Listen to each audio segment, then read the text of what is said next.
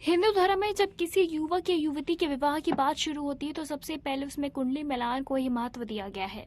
ऐसी मान्यता है कि यदि लड़का लड़की को कुंडली मिल गई तो उनका जीवन सुखमय तरीके से बीतेगा और भविष्य उज्जवल होगा। वहीं ज्योतिष शास्त्र के अनुसार कुंडली में टोटल 36 गुणों में ही मिलान होता है।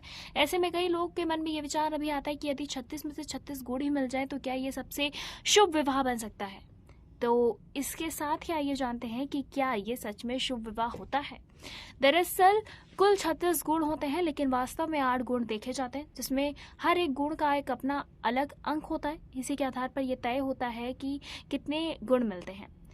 पहला, इनमें वर्ण का अंक होता है, 1 विषय का अंक, दूसरा तारा का अंक, तीसरा योनि का अंक, चौथा अलावा ग्रह मैत्री के अंक, और साथ ही साथ अंक भूकट अंक और नाड़ी का अंक, और इन सभी को मिलाकर कुल 36 गुण बनते हैं। यानी कि विवाह के लिए कुछ अंक निर्धारित किए गए हैं, यानी कि ज़रूरी नहीं कि लड़का लड़की के 36 से 36 गुण मिलना ही हो। इसके तहत यदि किसी लड़का या लड़की के 18 से कम गुण मिलते हैं तो शुभ विवाह के लिए ठीक नहीं माना जाता। वहीं 18 से 25 गुण मिलने को अच्छा माना गया है, जबकि 25 से 32 अंक मिलान को सर्वोत्तम और 32 से 36 को सबसे सफल माना गया है। ऐसा भी नहीं है कि सिर्फ गुणों का मिलान से ही आपकी शादी सफल हो जाए। इसके अलावा अन्य कई चीज़ों में भी महत्व होता है।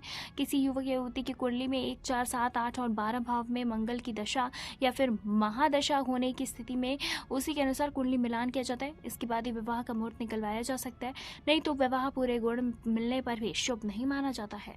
फिलहाल बताते चले इसी के साथ आप कुंडली मिलान पे कितना भरोसा करते हैं, हमें कमेंट के जरिए ज़रूर बताएं।